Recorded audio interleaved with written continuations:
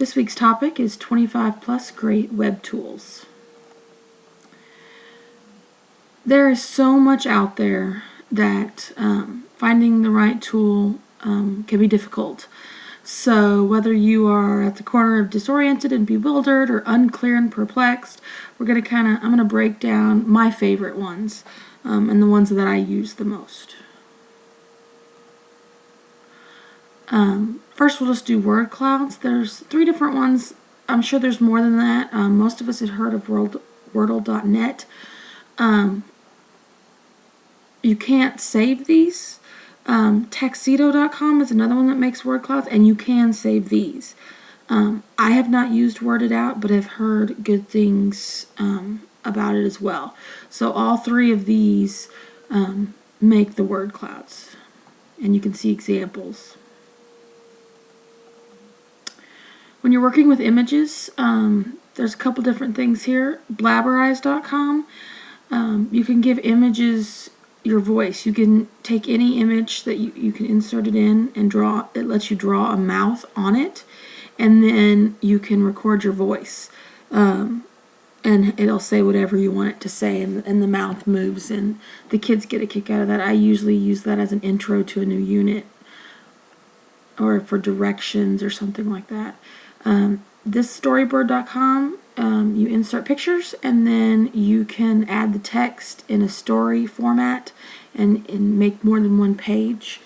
Superlame.com, add speech bubbles to your photos.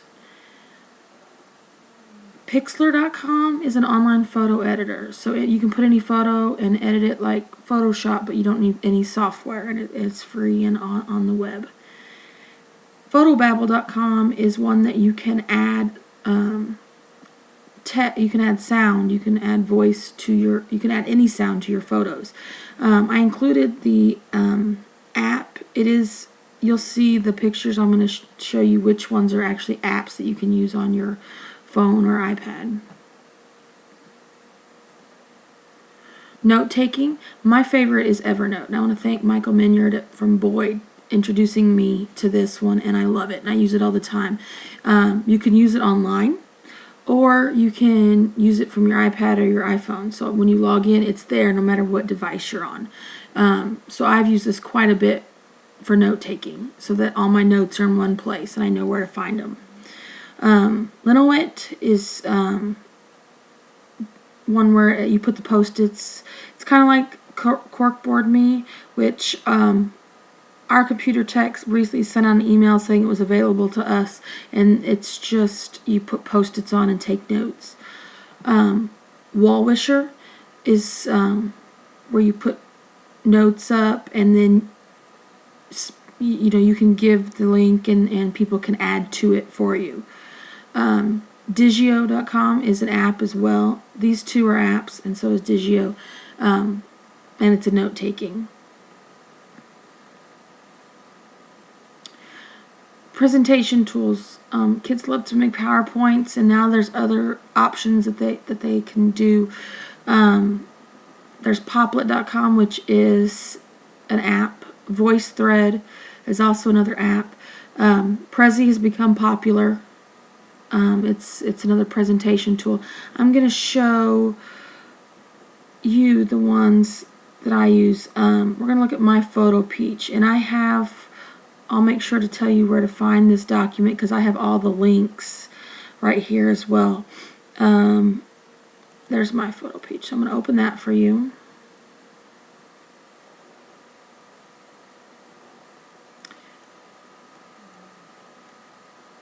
This is the one I created for one of my units.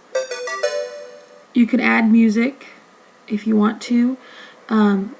These are images that I just got off of Google.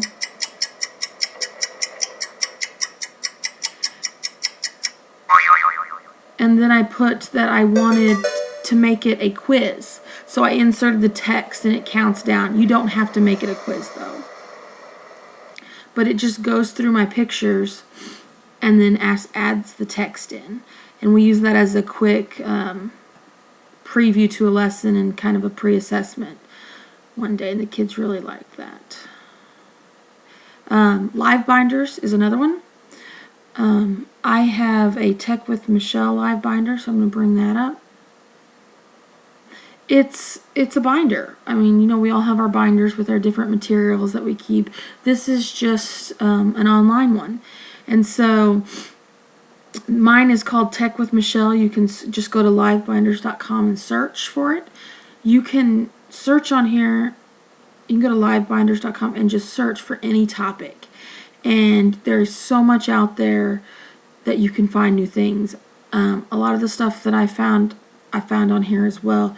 You just create the tabs, and so I have my welcome page and just some of my favorite ones, and then you can do here's all our topics for Technology Tuesdays, and then I actually have been putting the videos I put on YouTube I can actually put on here as secondary tabs. Video tutorials, I can link it with my YouTube page. Web 2.0, I can categorize so that you know what you're getting. So here are some more slideshow options, audio and image options. You can just find more websites, file converters, and then there's some other websites and what they do. Smartboard, there's a lot of different options and things that I use. You can go, these are all different websites that you can just click here and go to. I haven't had anything for Google yet. Still working on QR codes and virtual field trips. It's a constant work in progress. It's just someplace for me to keep everything.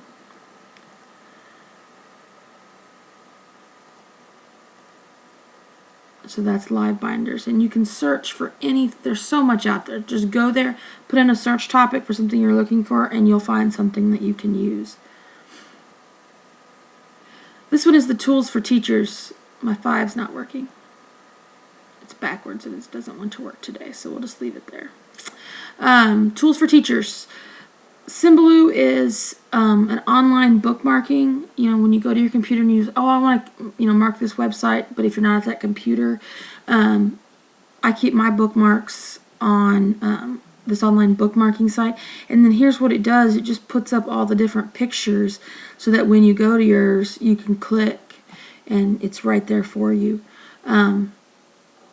Many of us have heard of Rubistar before to create rubrics. This is just another one that creates rubrics, irubric.com. Print friendly.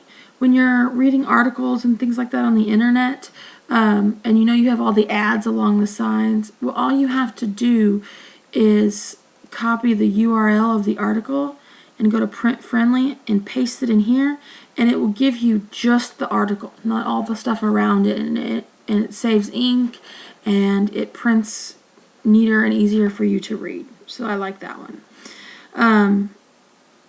Fave 7 is another one that's good, especially for research. What you do, it's a way, it just shortens multiple URLs. So let's say I have 5 or 6, you can do up to 7 websites that I want my students to research from for a project. So I just enter them, copy and paste them all in here, and then I click Fave 7 and it'll be like a www.fave7.com/ and then a very short URL, so that way the kids, you can just post that one and go to it and they see all the ones that they can go to, and it's easier for them to remember than trying to memorize or carry a list of all the URLs. So this is great for research. And then we have classtools.net. This is one for teachers, not so much for students. It's a free site and it's for teachers, so there are a lot of ads on here and it seems very busy, but that's how they keep it free. So lot of whiteboard friendly, interactive whiteboard friendly.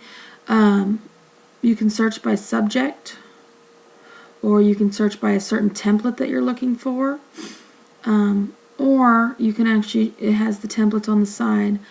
This one, I believe, is the fake book page, so they can create a Facebook page, or it's just a template, it's not an actual Facebook but if they're doing research on a person or something like that. So they have different templates that are very friendly, especially interactive whiteboard friendly. And they also have video tutorials. So I like that. All right. And last but not least, we do not want to forget our interactive whiteboards. There's several sites we all know about, the Exchange, but here's some other ones that I use quite a bit. Teachers Love Smartboards and Smartboard Goodies. You can actually subscribe, and I get a Smartboard tip every day of different topics and different subjects. And if it not something I'll use, then I delete it. If it's something that I want to share later, I've been keeping them, and actually a lot of them will come into play in our next sessions when I do, for math and science and social studies and reading and writing, and I'll share some of those tips with you then. Get Smart with Smartboards has manipulatives that's easy to use. MrTeacher.com is a teacher that actually just put everything that they have out there. So here's some good sites for you to use. As always, let me know if you have any questions, and I'll send another one next week. Thanks.